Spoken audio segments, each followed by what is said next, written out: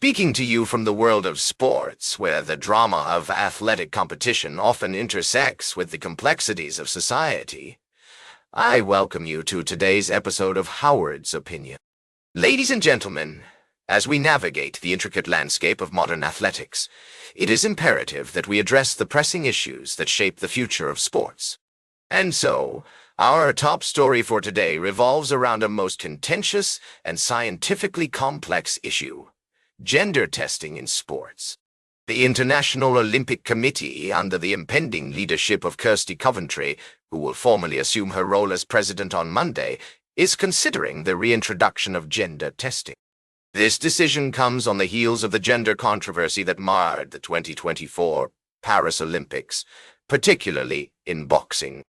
The notion of testing for male chromosomes has already been embraced by several sports, sparking a heated debate among athletes, scientists, and human rights advocates.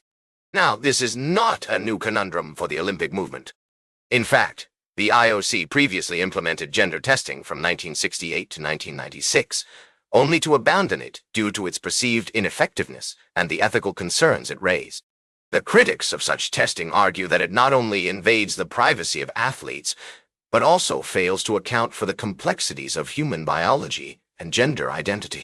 In my humble opinion, the reintroduction of gender testing is a step backward, reflecting a lack of understanding and empathy towards athletes who do not conform to traditional gender norms. It is our duty as sports journalists and advocates to defend the rights and dignity of all athletes, regardless of their gender identity. The drama of athletic competition should be about celebrating human achievement, not about policing gender. Historically, sports have been a beacon of progressivism, challenging societal norms and pushing for inclusivity. From Jesse Owens' groundbreaking performance at the 1936 Berlin Olympics to the present day, athletes have used their platforms to advocate for equality and justice. It is our responsibility to ensure that this tradition continues by fostering an environment where every athlete can compete without fear of discrimination or marginalization. As we delve into this complex issue, it is essential to recognize the broader societal implications. The debate over gender testing in sports reflects a deeper struggle for gender equality and human rights. It is our duty as members of the sports community to engage in this conversation with empathy, understanding, and a commitment to justice. From my sources within the IOC, it appears that the decision to reconsider gender testing is motivated by a desire to maintain the integrity of competitive sports, while also navigating the treacherous waters of gender politics. However, I must emphasize that any such policy must be grounded in science, respect for human rights, and a deep understanding of the complexities of gender identity. In conclusion, the potential reintroduction of gender testing by the IOC is a story that warrants our close attention. As we navigate this complex issue, it is crucial that we prioritize the dignity and rights of all athletes. We'll be right back with more fascinating sports news on Howard's Opinion. Speaking of intrigue and drama, welcome back to Howard's Opinion, folks. We're diving into the world of professional football, where the plot thickens by the minute. I'm your host, Howard, and we're analyzing the latest buzz surrounding the Dallas Cowboys. Now, you might be wondering why America's team is flying under the radar, but bear with me, because this story has all the makings of a thrilling comeback. We're talking about Dak Prescott, the quarterback who's been the linchpin of the Cowboys' success. When he's healthy, they're a force to be reckoned with. But when he's not, well, let's just say it's a different story altogether. Last season was a prime example, with the team struggling to find their footing after Prescott's injury. And yet, despite this, there are those who believe that Dallas has what it takes to rise to the top of the NFC East. A professional bettor I spoke to made a compelling argument, saying that if Dak can stay healthy, the Cowboys have a real shot at making some noise in the division. And with odds as high as 6-1 or even higher at some sports books, it's hard not to consider taking a chance on America's team. As my source so astutely put it, keep Dak upright and see what happens. It's a sentiment that echoes the sentiments of many fans and pundits alike. Now, I know what you're thinking. What about their schedule? Well, let me tell you, it's not going to be an easy ride.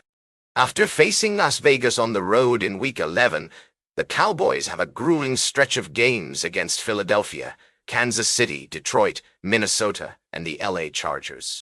That's a gauntlet that would test even the most seasoned teams. But here's the thing. In the NFL, you can never count anyone out. The NFC East is notoriously unpredictable, and we've seen time and time again how quickly fortunes can change. So, while the Eagles may be the reigning champions and the Commanders are looking strong, it's premature to write off the Cowboys just yet. And there you have it, folks. A team that's flying under the radar, but has all the ingredients for a Cinderella story. Will Dak Prescott lead the Cowboys to victory? Only time will tell, but one thing's for sure. It's going to be an exciting ride. Stay tuned for our final story of the day, right here on Howard's Opinion.